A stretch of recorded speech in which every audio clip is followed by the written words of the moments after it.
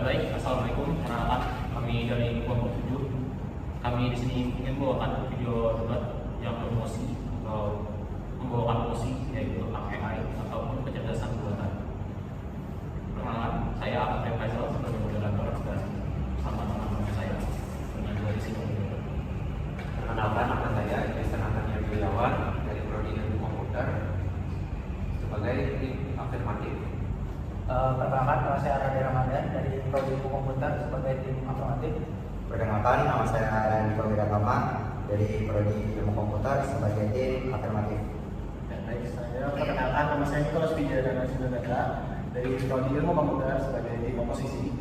Perkenalkan, nama saya Martin Muhammad Aldi dari Prodi Ilmu Komputer sebagai tim oposisi. Perkenalkan, nama saya Muhammad Hasan Andra dari Prodi Ilmu Komputer dengan tim oposisi. Baik, tanpa berlama, langsung saja dimulai dari pihak afirmatif tersebut. Baik, terima kasih kepada moderator atas kesempatannya. Kami dari tim afirmatif di sini ingin menyatakan dengan tegas bahwa AI generatif seperti ChatGPT lebih menguntungkan daripada merugikan bagi dunia pendidikan. Sebelum masuk ke argumentasi, izinkan saya mendiskusikan terlebih dahulu untuk mosi yang akan kita bahas kali ini. AI generatif adalah bentuk kecerdasan buatan yang mampu menciptakan atau menghasilkan konten baru seperti teks, gambar, dan suara berdasarkan data dan pola yang telah dipelajari.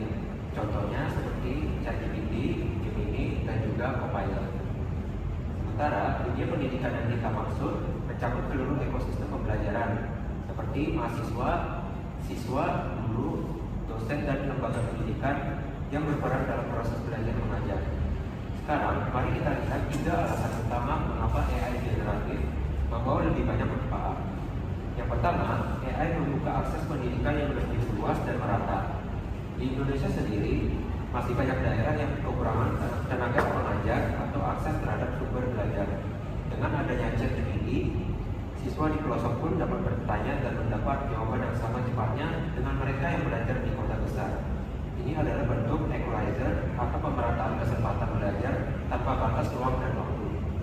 Yang kedua, AI meningkatkan efisiensi dalam proses belajar. Guru dan dosen bisa membuat bahan ajar, kuis, hingga soal ujian dengan bantuan AI dalam waktu yang singkat. Mahasiswa juga bisa memanfaatkan ChatGPT untuk memahami konsep yang rumit, menganalisis literatur, atau mendapatkan penjelasan tambahan dalam bahasa yang mudah dimengerti. Yang ketiga, AI justru berperan sebagai asisten pembelajaran, bukan sebagai pengganti manusia.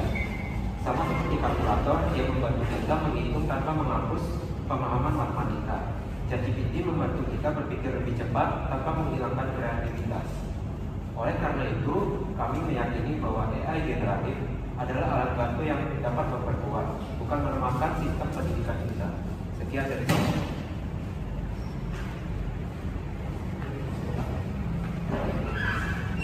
Terima kasih moderator. Di sini kami dari tim oposisi menolak mosi ini dengan tegas karena kami percaya bahwa AI generatif seperti ChatGPT justru lebih banyak merugikan dunia pendidikan atau dunia pendidikan saat ini yang ada di Indonesia. Mari kita lihat realitasnya yang kita pahami. Untuk yang pertama, AI itu menurunkan kemampuan berpikir kritis siswa. Banyak pelajar yang hanya mencari hasil dari ChatGPT saja tanpa memahami konteks atau logika di balik jawabannya. Mereka belajar mengandalkan mesin, bukan otak mereka sendiri. Dalam jangka panjang ini menurunkan kualitas intelektual bangsa di Indonesia. Lalu yang kedua, AI menciptakan ketergantungan yang berlebihan. Siswa yang terbiasa dengan jawaban instan akan sulit beradaptasi dengan situasi yang membutuhkan analisis mendalam, apalagi dengan semua pelajaran-pelajaran yang ada di sekolah sekarang ini. Ini seperti memberi pancing, tapi tidak mengajarkan cara memancing.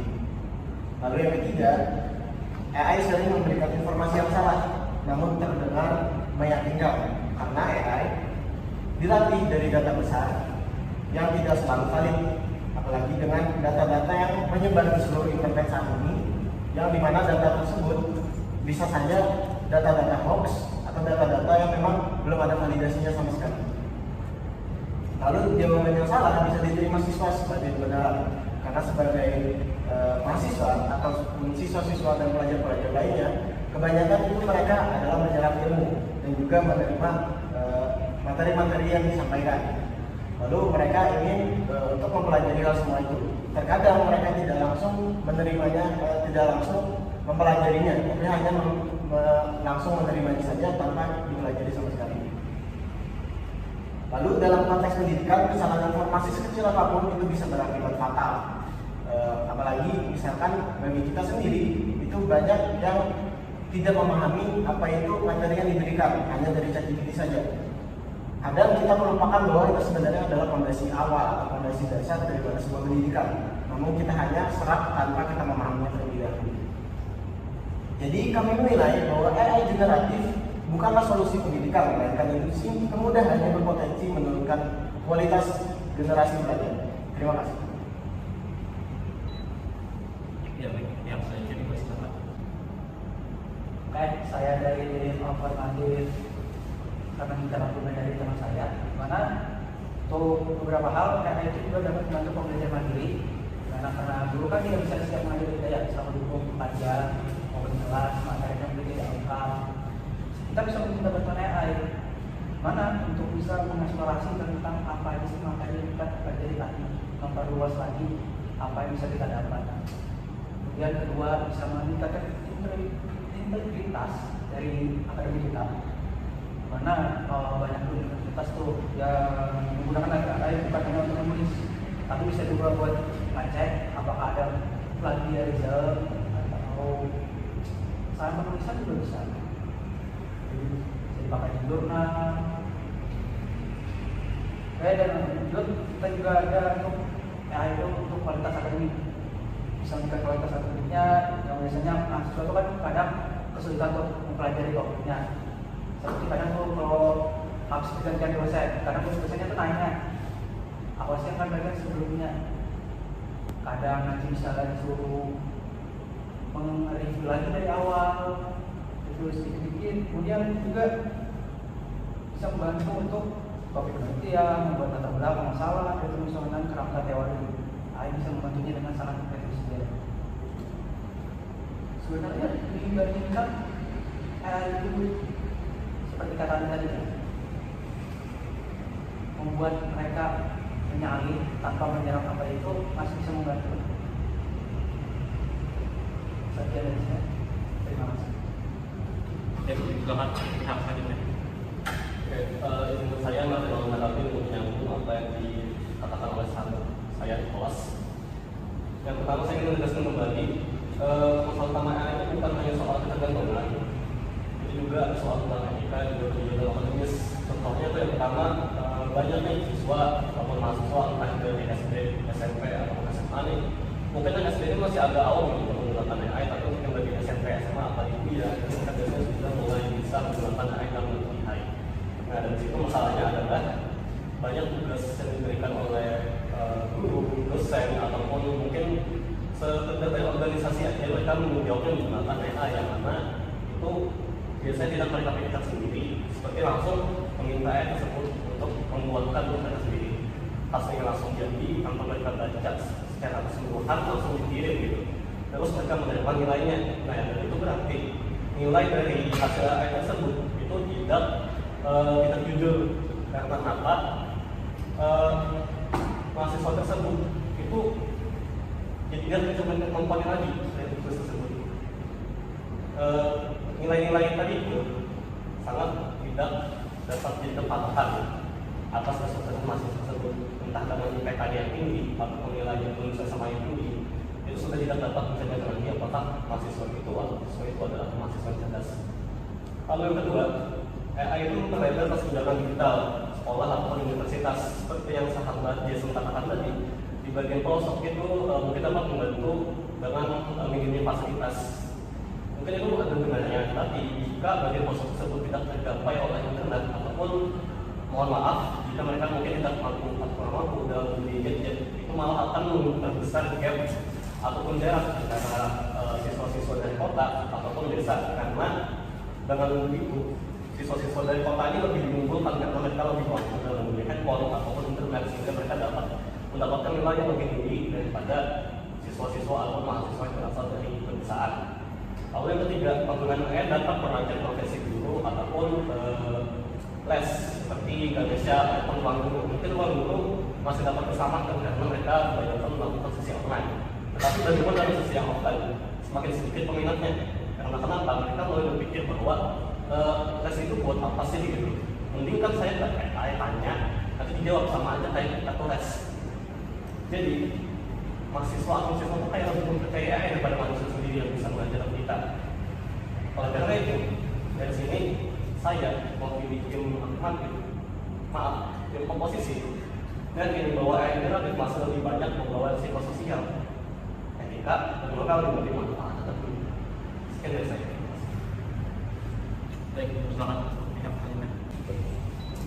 Baik, terima kasih moderator. Rekan-rekan dari tim oposisi mungkin akan mengatakan bahwa AI di sini membuat siswa atau mahasiswa di sini berpikir malas berpikir. Tapi izinkan saya menegaskan bahwa kemalasan bukanlah kesalahan teknologi, melainkan kebiasaan pengguna. Kami di sini telah menunjukkan bahwa AI generatif memberi 3 manfaat besar. Yang pertama itu pemerataan akses, yang kedua adalah efisiensi belajar, dan yang ketiga itu adalah integritas akademik seperti yang disampaikan oleh saudara Karadea. Dunia juga tidak bisa mundur dari kemajuan teknologi. Melarang atau menolak AI di sini justru akan membuat sistem pendidikan tertinggal. Jadi AI di sini bukan ancaman, tapi sebagai alat bantu yang mengubah cara kita belajar dan mengajar. Guru tetap akan menjadi pusat sebagai nilai dan moral. Sedangkan AI di sini membantu mereka memperluas jangkauan dan efektivitas pembelajaran. Nah, dengan pemanfaatan yang bijak di sini, AI generatif seperti ChatGPT, Gemini atau Copilot itu akan menjadi mitra strategis pendidikan.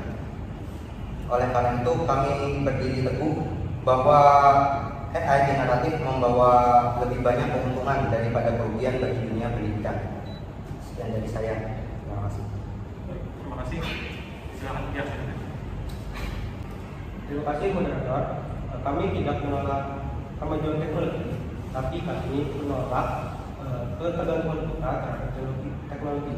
Dari seluruh argumen yang kami sampaikan, terlihat jelas bahwa AI generatif menimbulkan penurunan kualitas berpikir, penyalahgunaan akademik, dan ancaman terhadap nilai kemanusiaan dalam pendidikan. Dunia pendidikan tidak hanya soal efisiensi, tetapi juga soal pembentukan karakter, integritas, dan kemampuan berpikir mandiri.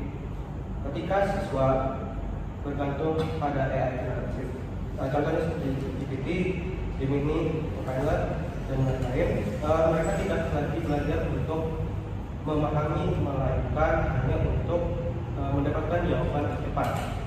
Oleh karena itu, dengan mempertimbangkan aspek intelektual, moral, dan sosial, kami dengan tegas menyatakan bahwa AI generatif lebih merugikan daripada menguntungkan bagi dunia pendidikan. Terima kasih. Ya baik, terima kasih untuk kedua tim. Mungkin saya akan berikan sesi rebuttal untuk kedua tim dengan 2 menit atau maksimal 5 menit. Dipersilakan.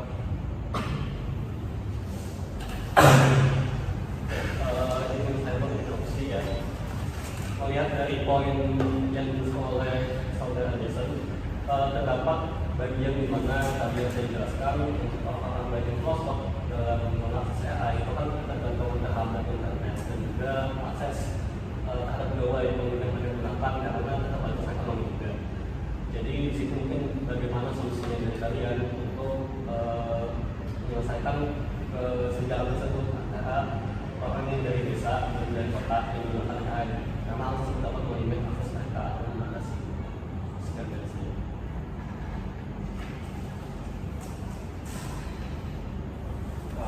Kalau menurut saya untuk solusinya mungkin bisa memberikan pemasaran untuk desanya, seperti misal kepada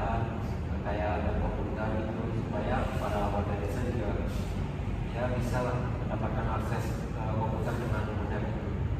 Nah, tapi kembali lagi untuk masalah ini sebenarnya tergantung dari kepala desanya, apakah ingin memberikan anggaran untuk membangun lab komputer ini, sehingga masyarakat desanya bisa menggunakan komputer.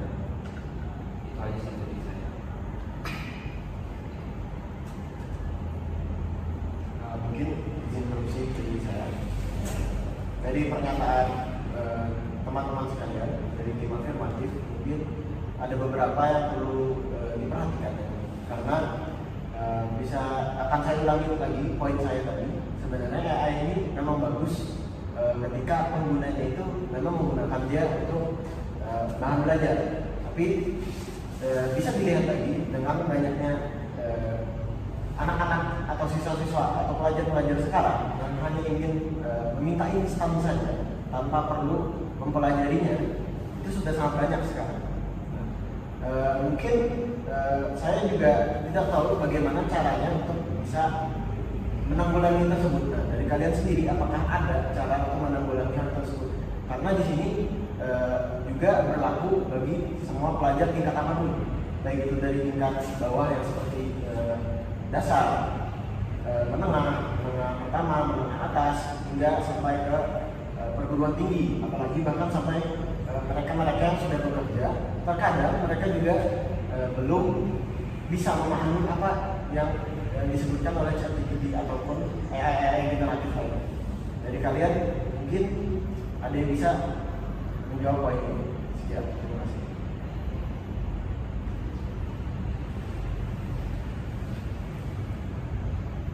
Saya izin menjawab. Ini kita bisa melakukan penyuluhan dan juga mungkin mengingatkan juga. Mengingatkan itu juga dari mahasiswa ilmu komputer nih. Kadang banyak tugasnya sulit. Karena sulit karena kita tidak mengetahui materi yang kita pelajari. Kita minta bantuan yang baik.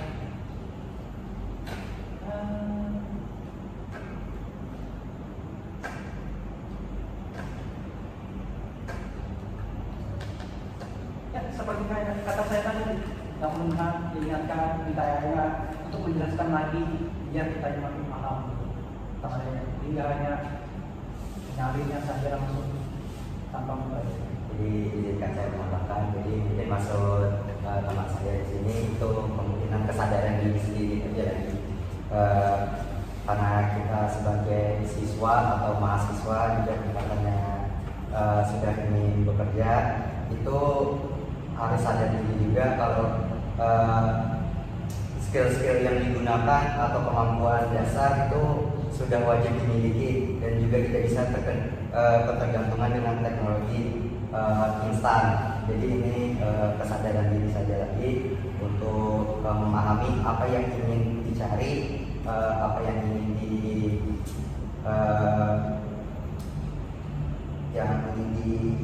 diterima oleh gimana ya menjelaskannya, yang ingin dipelajari lah dari teknologi AI ini, agar kita bisa mempelajari kemampuan-kemampuan yang dasarnya bakal digunakan untuk pekerjaan. Mungkin sekian dari saya.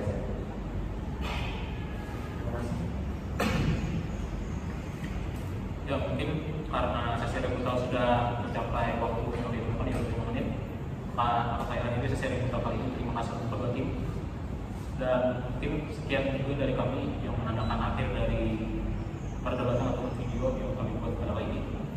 Kami dari kelompok 7 izin mengakhiri diri. Wassalamualaikum warahmatullahi wabarakatuh.